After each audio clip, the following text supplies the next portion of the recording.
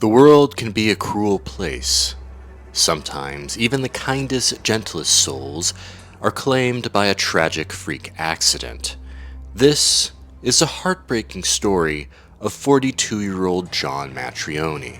On August 19th, 2010, John Matrioni was doing what he typically did on a Tuesday morning, and that was drinking beer in the living room with his friends. You see, the town bar would close at midnight, and John and his friends would need a place to go to continue drinking.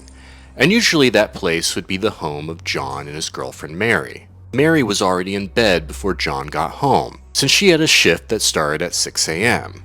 John, however, was self-employed, so he could stay up later. At around 12:45 a.m., John and his friends were drinking and watching TV, when all of a sudden, the TV stopped working. John then got up to check whether the TV had been unplugged, and when he did, he noticed the electric socket in the wall. Thinking that the electric socket looked pretty neat, he told his friends, "I wonder what would happen if I stuck something metal in there." Bobby Baker, a man who had later witnessed the accident and who was also John's best friend from childhood, dared John to stick a fork in the electric socket and offered him $20 to do it. However, John did not accept Bobby's dare, and John told Bobby he would only accept his dare if Bobby offered him $50. Bobby did not have $50, so John told his best friend, no chance. But John would end up changing his mind, because what Bobby told him next would not only lead John to accept the dare, it would lead John to his own demise.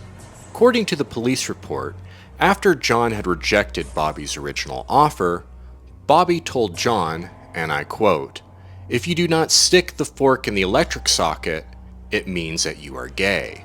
Having heard this, John immediately grabbed a fork and stuck it into the electric socket, and what happened next would shock many.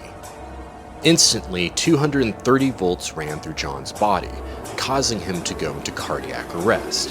For the next 3 hours, John's friends attempted to revive him, but sadly by that point, it was already too late. John was already dead. His friends then decided to wake up his girlfriend Mary, who proceeded to call 911. At 5:15 a.m. at the hospital, John was pronounced dead. A week later came John's funeral, a very sorrowful day for many. His friends, his 12 children, and although their relationships had ended, the children's mothers, all whom were very sad to see John go. No one could understand how and why this freak accident could have happened.